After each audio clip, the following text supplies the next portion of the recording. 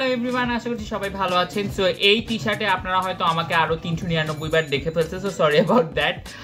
আজকের ভিডিওটা হচ্ছে kind of get ready with me, kind of going with my friends. অনেকদিন পরে আমার একটা ফ্রেন্ডের সাথে দেখা হবে আর talking shit about people. So let's get start this video. সবার আগে এই টুলটা দিয়ে আমি একটু আমার হেয়ারটা স্মুথ আউট করে নিচ্ছি।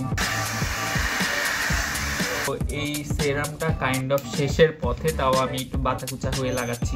সেরাভের এই ময়শ্চারাইজারটা লাগাই ফেলতেছি।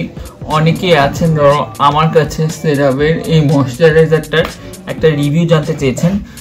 আমার কাছে লাগতেছে যে মানে বড় ভিডিও দিয়ে আর কোনো কাজ হচ্ছে না আমার। বড় ভিডিও যতই করি না কেন মানুষ আর দেখতেছে না, যদি সেটা এন্টারটেইনমেন্ট এবং খুব বেশি ইন্টারেস্টিং না হয়। সো আমি চিন্তা করছি এখন থেকে আমি ছোটো ভিডিও বানাবো। মানে বিরক্ত হয়ে গেছি আমি, বড় ভিডিও বানাচ্ছি কেউ দেখে না, কারোর কাছে নোটিফিকেশান আসে না। সো এইটা লাগানোর পরে আমি একটু আমার লিপসটাকে ময়শ্চারাইজ করে ফেলি। অনেক দিন যাবত আমার এই ফ্রেন্ডের সাথে দেখা হয় না। ওর নাম হচ্ছে মিশু। ওকে হয়তো বা আপনারা দেখছেন, কিন্তু তার বাচ্চা হওয়ার কারণে তার সাথে আর দেখা হচ্ছে না। আমার বাচ্চাটা শুধু বড় হোক, খালি থাপ্পড় মারবো বাচ্চাটাকে। আমার বাচ্চাদেরকে মারধর করতে অনেকই ভালো লাগে। আমি হচ্ছে এই সানব্লকটা লাগাচ্ছি, আর সানব্লকটার সময় এরকম হাতের 2 আঙ্গুল এরকম ভরে ভরে সানব্লক লাগাবেন। যেটা বলছিলাম যে আমার বাচ্চাদেরকে মারধর করতে খুব ভালো লাগে, বাচ্চাদেরকে ভয় দেখাতে, আতঙ্কে থাকবে বাচ্চারা। আমাকে দেখে আমার এসব খুবই পছন্দ। রিসেন্টলি টিকটকে একটা জায়গায় সব মানে টিকটকার বা নর্মাল মানুষ, নর্মাল যারা টিকটকার না, লাইক আমি টিকটকার না প্রফেশনালি, যাই হোক, তারা দেখলাম সবাই যাচ্ছে। আমার কাছে ব্যাপারটা একটু বেশি কি বলবো স্কেচি লাগছে। সেটা হচ্ছে যে বঙ্গবন্ধু মুক্তিযুদ্ধ জাদুঘর একটা জায়গাটা আসলেই খুবই অ্যাস্থেটিকলি প্লিজিং। শুধুমাত্র ছবি তোলার জন্য ওই জায়গাটায় যাওয়া আমার কাছে মনে হয়, আমি মানে অনেকদিন যাবো চিন্তা করছি, পরে আমার কাছে মনে হয়েছে যে না, মানে এটা একটু ডিসরেসপেক্টফুল হওয়া হবে ওখানে যাওয়াটা শুধুমাত্র ছবি তুলতে যাওয়ার জন্য। আমি জানি কেউ ওখানে গিয়ে একটা জিনিসও দেখে না, শুধুমাত্র মনে করে ও মাই গড এখানে তারা একটা ছবি তুলতে হবে, এখানে তারা একটা ছবি তুলতে হবে, দিস লুকস রিয়েলি কালচারাল, এখানে তারা একটা ছবি তুলতে হবে, ব্যাস এতটুকু ছবি তুলে তারা চলে আসে, which is kind of very disrespectful. আমি পার্সোনালি মনে করি, কে কি মনে করেন আই ডোন্ট নো। এখন অনেকে আমাকে জিজ্ঞেস করেন আপনি কি ওখানে গিয়ে ছবি তুলবেন না? তার মানে কোনোদিনও maybe I would go, but আমার মন থেকে ওই জিনিসটা দেখার মতো একটা মুড থাকা লাগবে, বা ওই জিনিসটা ভ্যালু করার মতো, যে আমি একটা জায়গায় যাচ্ছি, মানে মুক্তিযুদ্ধর ব্যাপারটা মানে আমি যদি সেরকম রেসপেক্টফুল মাইন্ড নিয়ে না যাই, শুধুমাত্র ছবি তোলার জন্য যাই, আমার কাছে মনে হয়েছে ব্যাপারটা খুবই sketchy and fishy. I don't know, আমার কাছে মনে হয় জিনিস নিয়ে আমার মনে খুবই খুঁতখুঁতা নিয়ে রিসেন্টলি শুরু হয়েছে।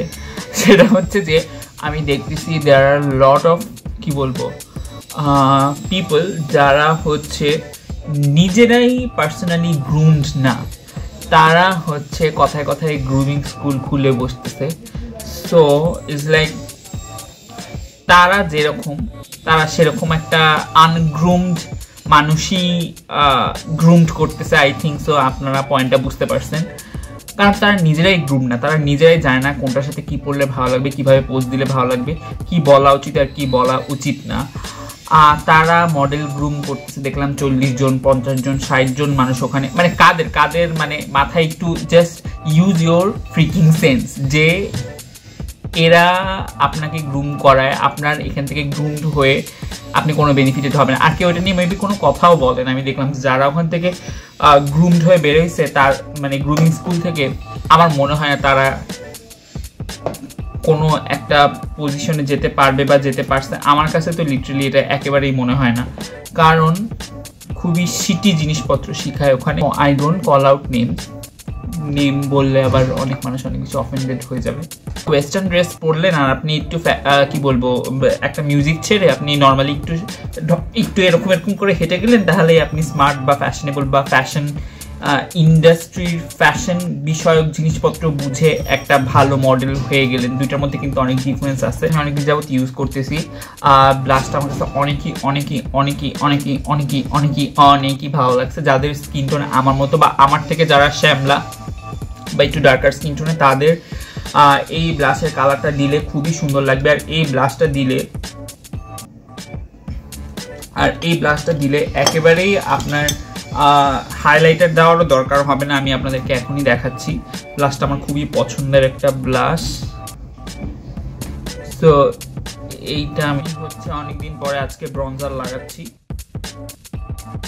আমার খুবই পছন্দ। আমি কেন এটার মধ্যে মুছার চেষ্টা করতেছিলাম, স্টিল ডোন্ট নো। হালকা একটু হাইলাইটার দিব। কারা হিসেবে আমি এই মার্ক জেকবের মাস্কারাটা লাগাচ্ছি। চাইনিজ লিপ টিন্ট বলা যেতে পারে। এটার নাম হচ্ছে এটা কি লিখছে, লিপ মাড আর কি। সো এটা হচ্ছে 3টার প্যাকেজিং এ থাকে, নাম্বার হচ্ছে 09।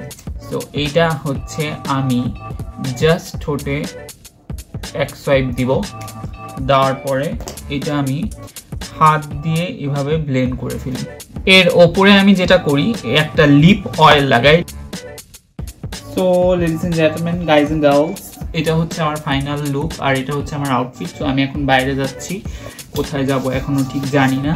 আর রাইট নাও আমি এই সানব্লকটা লাগাই ফেলতেছি, কারণ বাইরে অনেক রোদ।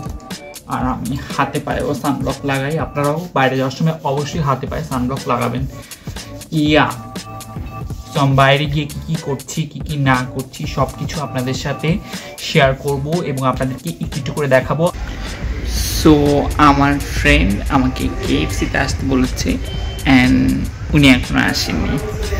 That's the update. কিন্তু দেখতেই পাচ্ছেন 50,399 বছর পর আমার ফ্রেন্ড এবং তার একটা বদমাইশ বাচ্চার সাথে দেখা হয়েছে। আজা চিল্লাও, হ্যালো বেবি, সবকিছু ভেঙে ফেলো। হাই দাও। এখন দিবে না ও।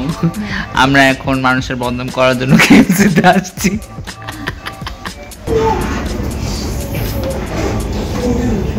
ধরবা না, এটা ধরো না। কিন্তু দেখতেই পাচ্ছেন আমার বাচ্চাদের ভয় দেখাতে খুবই ভালো লাগে। হাই দাও, ক্যামেরাতে হাই দাও। এই যে এখানে হাই দাও, নাহলে কিন্তু কামড় দিব।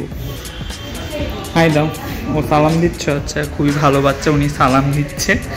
আর আমি হচ্ছে বাচ্চাটাকে বেবি সিট করছি, এরকম দোলায়। কিছু বলো আয়জা, কেমন লাগছে তোমার আমার কোলে উঠে?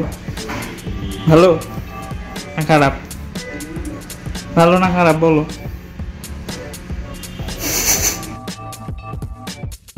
আপনি যদি বলতেন কেমন লাগছে আপনার 5 বছর পর আমার সাথে দেখা করে? খুব ভালো লাগছে। আপনার মা হতে পারে অনুভূতিটা যদি একটু বলতেন আমাদেরকে। কখনো ভালো কখনো খারাপ। দেখতেই পাচ্ছেন একজন অবলা মা কষ্ট করে শুয়ে আছে তার বাচ্চাকে নিয়ে। আমি ওনাকে 10 টাকা দিয়েছিও চ্যারিটি করার জন্য।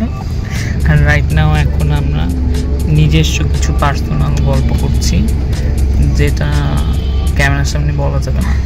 কিন্তু finally I am at home. আমি বলবো যাদেরই ড্রাই স্কিন আছে তারা কিন্তু চাইলে ওয়েট এন্ড ওয়াইল্ডের এই ফাউন্ডেশনটা ইউজ করতে পারেন। Skin look so fresh and so dewy. আপনারা দেখতেই পাচ্ছেন স্কিন মনে হচ্ছে literally glass skin. Wet and ওয়াইল্ডের ফাউন্ডেশন ডেফিনেটলি সাজেস্ট করবো যাদের ড্রাই স্কিন। তাই অসম্ভব রকমের ভিড় ছিল, নাথিং নিউ। ঢাকা শহরে ভিড় হবে, আমি জানি না কবে যে এই ঢাকা শহরের ভিড় কমবে, কবে আমরা 15 মিনিটের জায়গায় 15 মিনিটে পৌঁছাতে পারবো।